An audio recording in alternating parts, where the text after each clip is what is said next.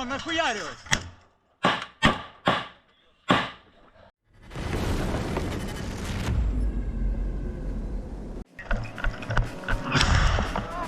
The 3rd Assault Brigade fights an intense urban battle near the house where Russians are located. The enemy fired back with grenades, released its drones, and refused to retreat. However, Ukrainians destroyed them.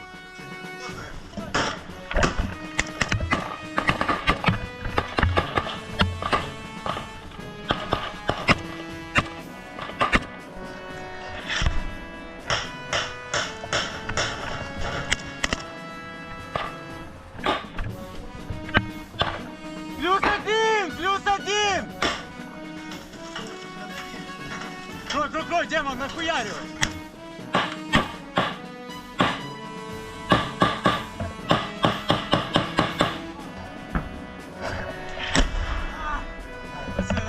Надо думать. Не скупщимся. Контроль окно.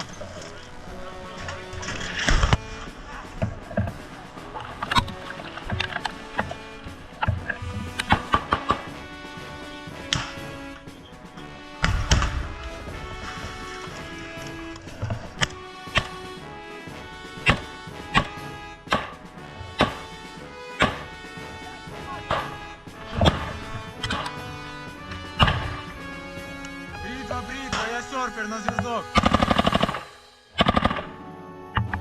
Пидор хуярит гранатами в нас, блядь, с пулеметом сидит, не можем выкурить, как приняли. Федя, я пытался с ним побазарить, этот долбоеб не сдается, я ему раз 5 крикнул нахуй.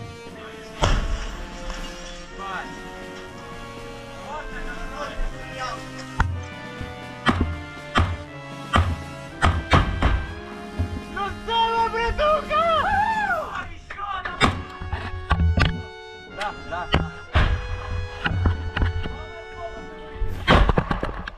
Жив? Отходи.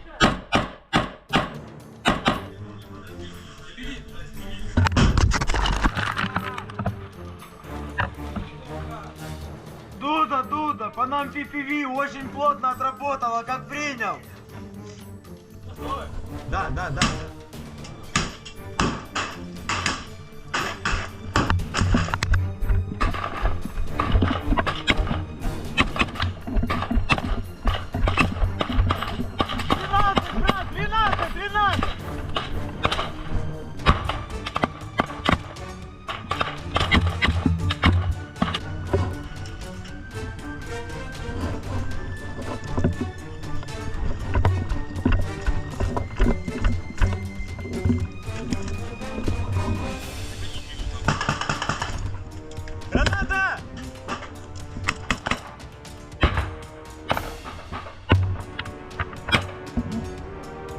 Ukraine needs more help from its allies to face an expected major Russian offensive, which may come at the end of May or in June, President Volodymyr Zelensky said in an interview with CBS News published on March 28th.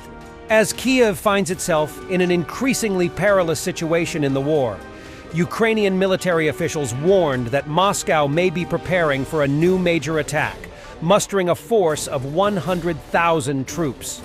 Zelensky noted that the situation on the battlefield has been stabilized when compared to earlier months. We have stabilized the situation. It is better than it used to be 2 or 3 months ago when we had a big deficit of artillery ammunition, different kinds of weapons. Zelensky said in the interview recorded in an undisclosed location in eastern Ukraine, close to the Russian border. We totally didn't see the big, huge counteroffensive from Russia. They didn't have success. Russian forces made some progress on the Eastern Front in February, capturing the key frontline city of Avdiivka and several nearby villages. On March 21st, Commander-in-Chief Oleksandr Syrsky said that the situation in the east had been stabilized. The president stressed that Ukrainian troops need more arms to prepare for a possible big push by their Russian adversaries. And before that, we not only need to prepare, we not only need to stabilize the situation because the partners are sometimes really happy that we have stabilized the situation. No, I say we need help now, Zelensky said. In particular, the president stressed that Ukraine needs more Patriot air defense systems and artillery. Kyiv has faced problems with ammunition supplies as $60 billion in U.S. assistance remains stuck in Congress. Russia also recently intensified its missile and drone attacks against Ukrainian cities and infrastructure, putting further strain on Ukraine's air defense capabilities. Zelensky warned that Russian President Vladimir Putin's ambitions are not limited to Ukraine. At the moment, it's us, then Kazakhstan, then Baltic states, then Poland, then Germany. At least half of Germany, he said.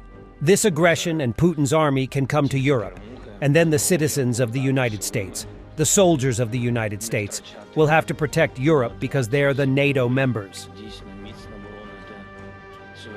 Russia's Ministry of Health has posted photos of the former U.S. actor Steven Seagal visiting victims of the Islamic State terrorist attack on Crocus City Hall at the Pirogov National Medical and Surgical Center in Moscow on Thursday. Seagal, who was granted Russian citizenship in November 2016 and who once called Vladimir Putin one of the great living world leaders, said, "What happened was a terrible tragedy that should not have happened." The 71-year-old actor thanked the 3 wounded Muscovites for their courage and perseverance, before saying, "I think that Russia will serve as an example and let the world understand that you can't just do this to any people and go unpunished." He later said of his visit, "I thank the doctors for the prompt work they are doing. I am glad to see that the patients are feeling well and are recovering." Seagal was appointed as Russia's special representative for Russia-U.S. cultural links, cultural and historical heritage in 2018. He continues to be an outspoken supporter of the annexation of Crimea and Russia's full-scale war in Ukraine. While a photograph published last week showed Putin apparently lighting a candle for the victims in a Moscow church, he has otherwise shown no intention of visiting the scene of the massacre or meeting with any of the wounded and injured survivors or relatives of those who were killed. When asked if the Russian leader planned any such meetings, Kremlin spokesman Dmitry Peskov merely said, "If any contacts are necessary, we will inform you accordingly." Peskov also said that Putin did not currently plan to visit the Crocus City concert hall, while rescue workers continue to search beneath the rubble for bodies. He said, "In these days, it would be completely inappropriate to carry out any fact-finding trips because this would simply interfere with the work of the rescuers." Despite spokespersons for ISIS having said that its jihadists were responsible for the attacks several times since Friday's events, Putin and Russian officials are still pushing the claims that Ukraine and Western intelligence agencies were somehow involved. Moscow has also expressed confidence in the ability of the country's security services to safeguard the capital and its people in the face of growing numbers of questions as to how the massacre was not prevented. Thanks for watching, and don't forget to subscribe. Also, if you want to support Warthog Defense, please become our member and get early access to new videos, exclusive members-only videos, and become administrator in comment section. The membership link is in the description. Rescues